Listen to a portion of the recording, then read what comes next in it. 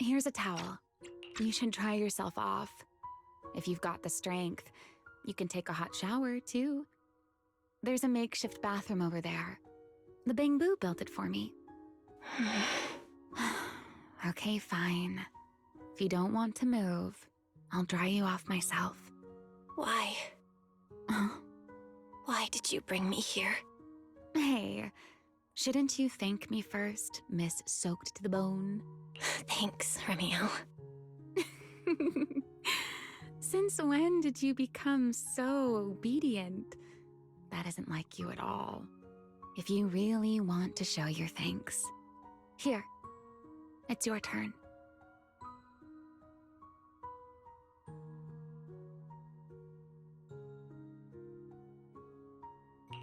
My turn? To do what? Your turn to dry my wings for me, of course. There are spots I can't reach on my own. Hey, what's with that look? I've already dried you off. Now it's your turn to return the favor. Okay.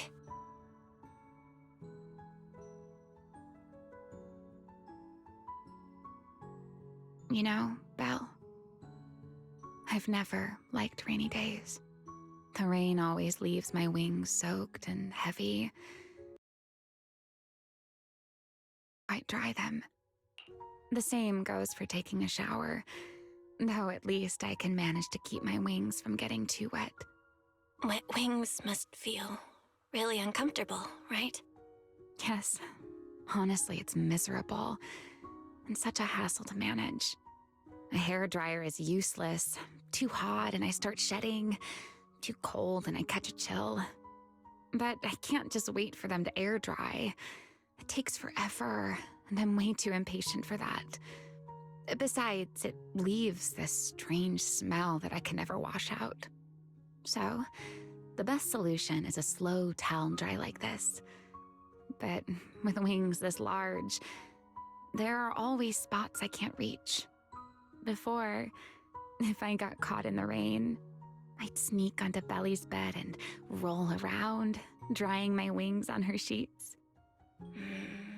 Huh? Wait, hold up. How on earth could you just barge into someone else's bed? Wouldn't she be furious? It was fine as long as I didn't get caught. Though, of course, whenever Belly did notice me, she was absolutely furious. And no matter how angry she was, in the end, she'd always do just what you're doing now. Slowly drying the spots that were still damp. Belle, do you know what New Eridu's records say about what became of Belly and me?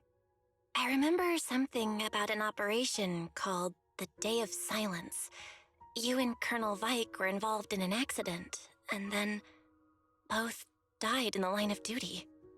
Yes, died in the line of duty. Such a noble, dignified phrase. Though, in a sense, it isn't entirely wrong. After all, for us Void Hunters, our first and only duty was to suppress the Karma Core inside our weapons. The Karma Core? Inside the Void Hunter's weapons? That's right. Remember the Enchainer I mentioned before?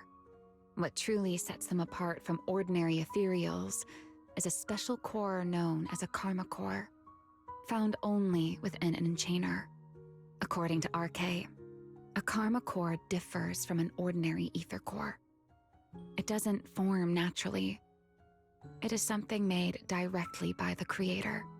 The Creator made the Karma Cores, a power capable of rewriting the laws within Hollows, and used them as the cores to create the Enchainers of the Great Hollows. That's the gist of it, at least. Back then, after a long and bitter struggle, we finally were able to bring down one of the Enchainers. But the Karma Core itself could not be destroyed. RK and Sunbringer, they wanted to eliminate the threat posed by the Karma Core once and for all, while allowing humanity to harness the power within it. In the end, they found a way to seal the Karma Core within Porceloy. And from that, they forged the Void Hunter weapons. So, the power inside Void Hunter weapons actually comes from the creator?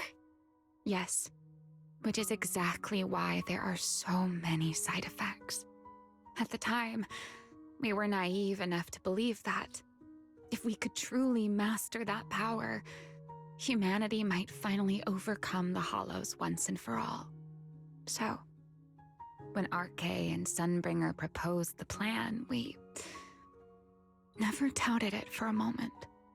Lady Sunbringer and Professor Arche's plan? Yes. Project Sunseeker. I'll never forget that accursed name for as long as I live. Simply put, it was an experiment that used vast quantities of porceloy as a medium to partially fuse us Void Hunters with the Karma Core sealed within our weapons. They fused you with a Karma Core? Then that means... It meant we'd become artificial enchainers. No more enduring the costs of wielding Void Hunter weapons, and perhaps even achieving a stronger form to defend New Eridu. Looking back, I can hardly believe I fell for Arche's lies so easily. So, it was in that experiment when you and Colonel Vike... Yes. Belly and I were the final participants. Or rather, the final test subjects. Looking back, I wonder if Belly already knew the truth behind Arche and Sunbringer's plan. Otherwise, she probably wouldn't have insisted on coming along. She's never been one to enjoy the spotlight. If only I'd realized what she was thinking sooner. Ramiel... Arche was extremely meticulous, always laying out careful, detailed plans. So, I can't say if the Karma Core losing control during the experiment was truly an accident, or if it was his cleverly disguised plan all along. But whatever the truth, it ended with the Karma Core spiraling out of control and Belly becoming a new Enchainer. As for me, I partially fused with the Karma Core inside Thaumiel, becoming what I am now. A monster. Half human, half Enchainer. Maybe, deep down, I'm just not ready to give up my life so easily. In the final moment, Thaumiel's power of controlling temporal patterns froze me in a state of near suspended animation. I didn't fully awaken from the seal in Persena's Hollow until about a year ago.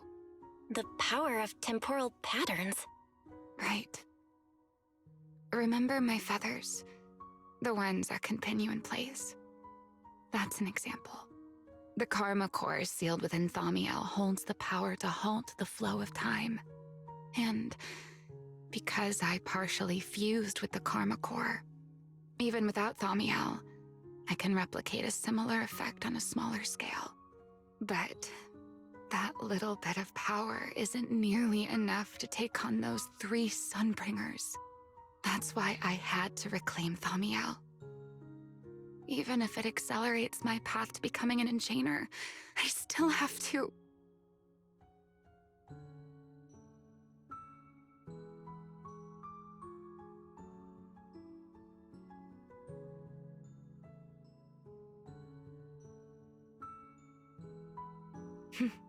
Never mind. Enough about me. Why am I even telling you all of this? Still, now that I've told you so much...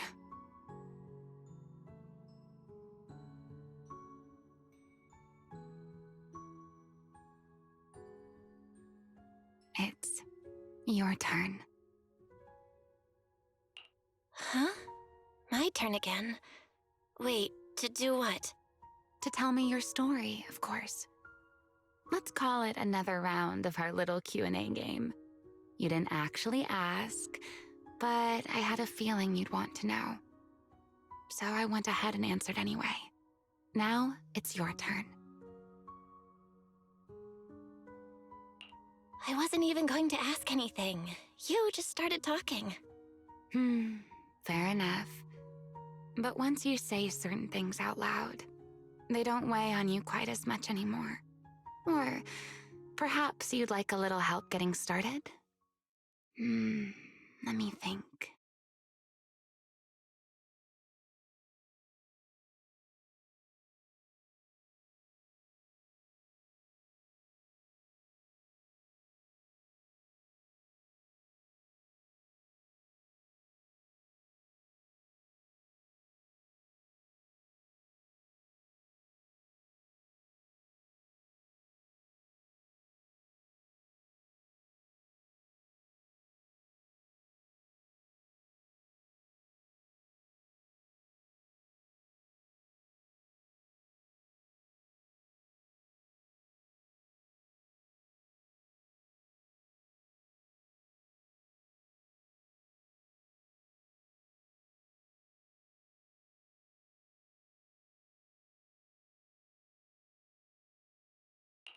Serpico and Truvia.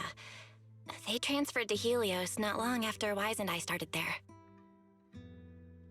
They came from a prominent background. They were the adopted children of Maciant, the head of High Ambitions Corp. On top of that, they were excellent students. It didn't take long for them to become the talk of the academy. We were all studying under Miss Carroll at the time, and before long, we became close friends. Back then, we were full of big dreams. We wanted to fully understand the Hollows, maybe even conquer all 6 Great Hollows, or as our teachers like to put it, seize the sun called Helios.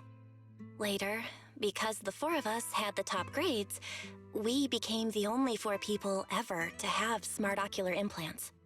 Then, during a performance test for the implants, I lost control. Serpico, he died because of me. When I finally woke up in the hospital, I learned that Truvia had been taken away by people from High Ambitions the day after the incident. The next time I saw her was during the fall of the old capital. She was with one of High Ambition's rescue teams. To be honest, I never imagined we'd meet again like that. Wise and I were both badly injured at the time, but we still wanted to go back to the ruins of Helios, and save as many people as we could. We begged Truvia for High Ambition's help. We were willing to guide them through the Hollows, willing to do whatever they asked of us, but she refused, without a moment's hesitation. What happened after that is kind of a blur. But on that day, no one made it out of Helios alive, except Wise and me. Then, in Rose Califer, I saw Truvia again. We talked about the past, but the way she spoke about it felt like she was talking about someone else's life. I don't know how to face her. And ever since then, no matter what I do, I can't shake the feeling that I'm being watched. That gaze. I don't know whether it was Truvia's or Serpico's or... Perhaps it was your own. The you from the past. The one who kept thinking, if only I'd done something sooner. The one who never managed to forgive themselves. Making peace with the past isn't easy. And sometimes, you don't get the chance at all. Yeah, there won't be another chance. Truvia, she was killed by Dracena. By that thing pretending to be Dracena. Something pretending to be Dracena? Belle, what exactly happened before I found you? Will you tell me?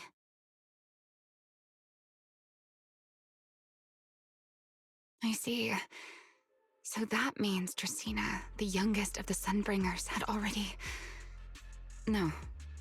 Judging from the timeline and the outcome, perhaps not yet.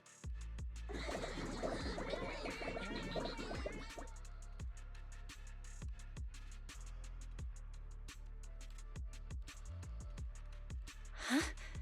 What's going on out there? I'm not sure. Let's go find out.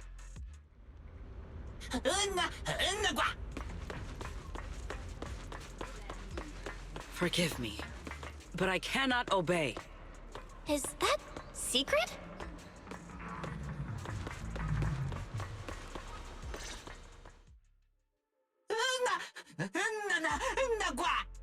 I am afraid I cannot comply. I know Miss Bell is here, and I have come to take her back. Please do not stand in the way of my duty. Sigrid. She won't be easy to fool. Belle, hide for now. I'll think of something. Belle? What are you doing?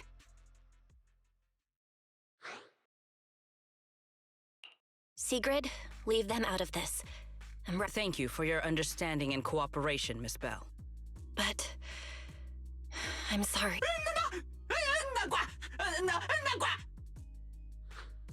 Well, since Belle has already stepped out into the open, I suppose there's little point in my remaining hidden. This would be our first proper face-to-face meeting, would it not, Deputy Director of Airspace Patrol? Remiel. Now that is an unexpected development. Miss Bell, Lady Dracaena has ordered a search for you. But our only aim is to uncover the truth of what happened inside the CCD. So please, come back with me. As for this fugitive wanted for the attempted assassination of Lady Eldrada... Just so we're clear, if you decide to make a move here, you'll be the only one who dies. How can you be so sure before you actually try? I don't mind getting my hands dirty. I am a fugitive after all. Hardly a saint to begin with.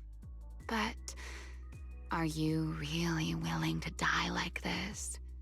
As a puppet controlled by that monster without ever learning the truth? Then speak plainly. I have no patience. Very well. You really do take all the fun out of it, don't you? The Sunbringer inside the CCD was Gerta Blulu in disguise. What did you say? Huh?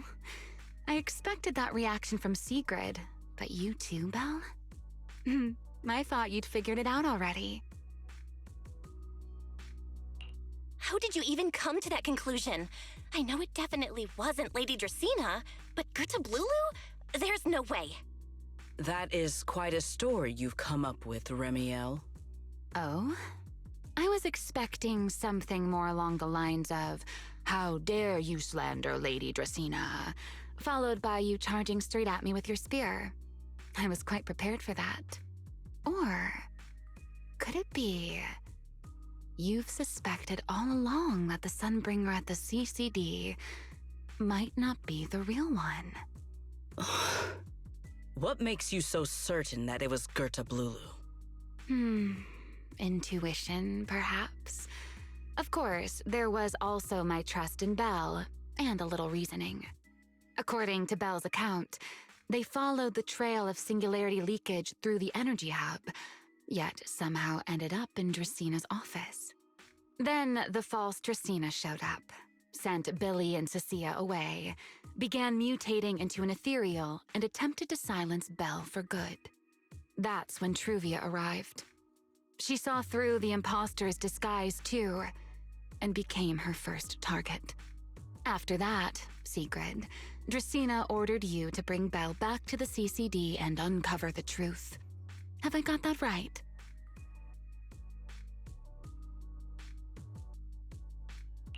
Yeah, Sigrid, I know it's hard to believe, but that's what I saw with my own eyes. I did receive orders from Lady Dracaena. But what does that... Let's put it this way, Sigrid. Before you arrived, based solely on Belle's description, I assumed Lady Dracena's karma core had gone out of control and turned her into an enchainer. But from what we've seen before, if that were the case, there is no way she could have retained her human consciousness, much less continued issuing orders to you. With that possibility ruled out, and considering Belle's discovery of the singularity leakages, along with the recent appearance of multiple enchainer larvae, it is entirely possible that either Gertablulu or Bashmu entered the CCD through the singularity leakage, and, through the karma core, became partially fused with Dracena. How could that even be possible? It seems you have at least a basic understanding of enchainers and karma cores. Good. That saves me a fair bit of explanation. I can't say how Sunbringer managed it, but the most likely explanation is that she divided her karma core into 3 parts and entrusted them to the 3 ladies we see today. That would also explain why Gertablulu and Bashmu appeared at roughly the same time. Then again, there may be a 3rd enchainer larva out there that we simply haven't discovered yet. As for why I don't think it was Bashmu, well, that's the easy part. Bashmu is enormous. Had it appeared in Buastrum, it couldn't possibly have gone unnoticed. So, either it was Gertablulu or a 3rd enchainer larva we haven't discovered yet. It attacked Lady Dracena, and it succeeded. Just not completely. Otherwise, there would have been no reason to keep impersonating her. If I had to compare it to something, it would be like, 2 people fighting over the same controller. Dracena's consciousness and Gertablulu's consciousness coexist in the same body, competing for control of both the body and the karma core. Judging by the current situation, it seems Gertablulu has the upper hand. That is still nothing more than speculation. And if Miss Belle deceived you, then none of your conclusions would hold. It's true. I have no way of proving that I wasn't lying. It's all right, Belle. I believe you, and I believe everything you've told me.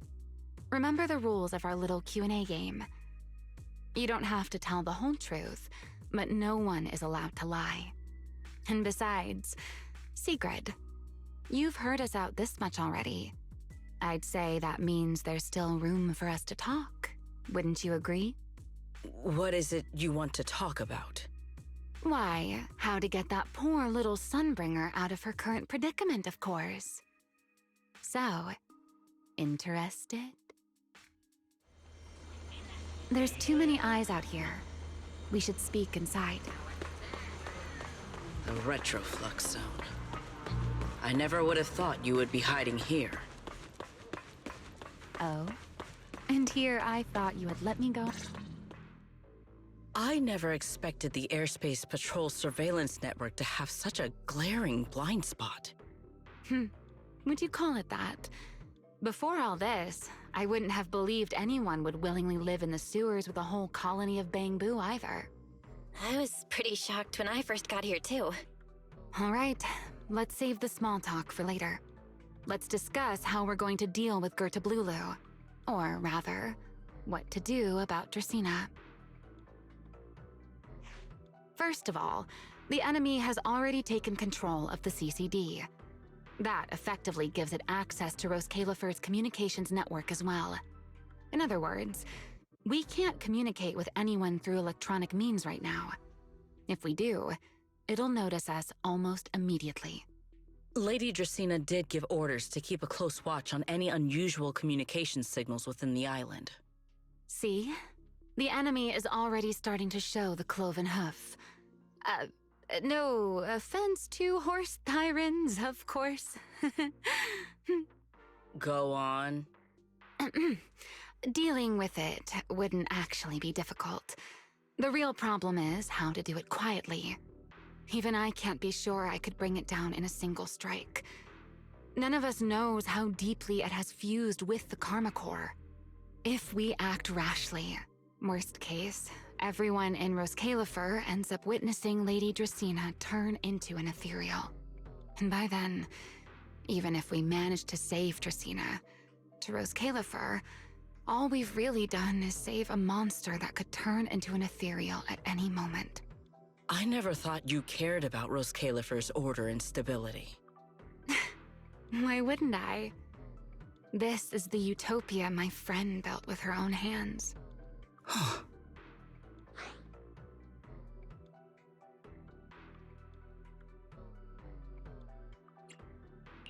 Remiel's right. We need a way to keep the imposter contained without drawing any attention. Sneaking back into the CCD again probably won't work. Even if Sigrid helped us and cleared out all the guards, the imposter would catch on the moment she did anything out of the ordinary. Unless we could somehow lure the imposter out of the CCD and into somewhere isolated. Somewhere no one would notice. Remiel, Sigrid, I've got it! A way to deal with that imposter without anyone ever finding out. Oh? Please, go on. Tomorrow evening, the CCD will be holding a welcoming banquet for the island's guests in its reception hall. It's supposed to be hosted by Lady Dracaena herself, which means she's definitely going to be there. That does sound promising. We could go in as guests instead of forcing our way into the CCD. That would save us a great deal of trouble. But, Miss Bell, with so many guests around, how do you plan to stay unnoticed?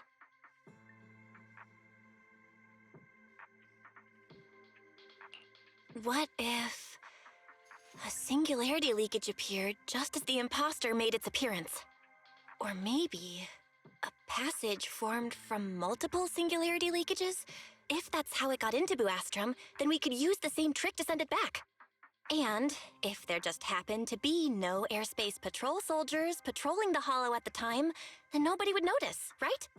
I am starting to lose track of what you mean, Miss Bell. How are you going to make a singularity leakage appear in the CCD reception hall at that exact time? Yesterday, Remiel and I found the culprit's crime scene at the bottom of the retroflux zone. We also figured out how those singularity leakages are being created. I think I can make something similar. If we keep it under control, nobody at the banquet will be in any danger. Fighting fire with fire, are we? Yeah, as long as we have stable Hollow observation data to run the calculations. Oh, wait, no.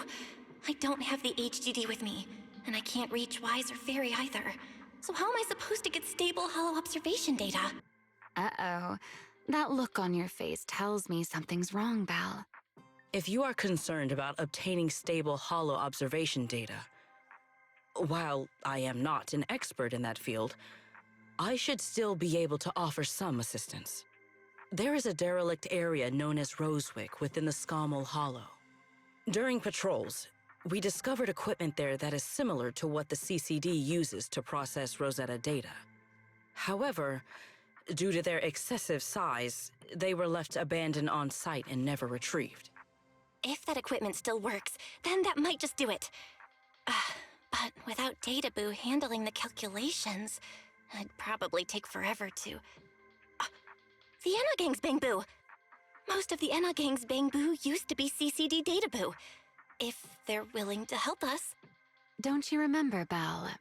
In their eyes, those 3 Sunbringers are all imposters. Anyway, leave this to me. At the very least, Prophet Boo should be willing to do me this favor. That leaves one final question. How are we supposed to get into Scommel Hollow without tipping off the imposter?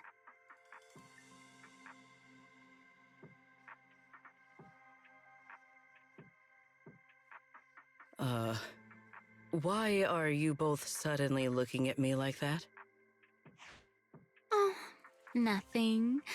I simply thought a certain airspace patrol deputy director might be able to get us into Scommel Hollow.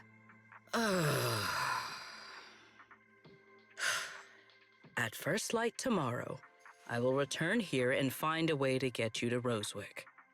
I can also pretend I never saw you tonight. That is all the assistance I can offer.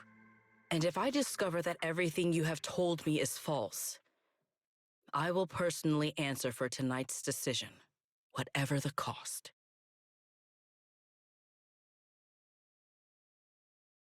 Before I leave, there is one final matter I would like to confirm with you, Remiel. Mm-hmm. You once attempted to assassinate Lady Eldrada. Why, then, are you going to such lengths to save Lady Dracaena?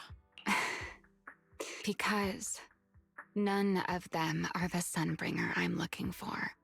To me, they're no different from this city in the sky. They're all gifts I simply don't want to stand by and watch the things my friend cherished be destroyed by monsters from who knows where.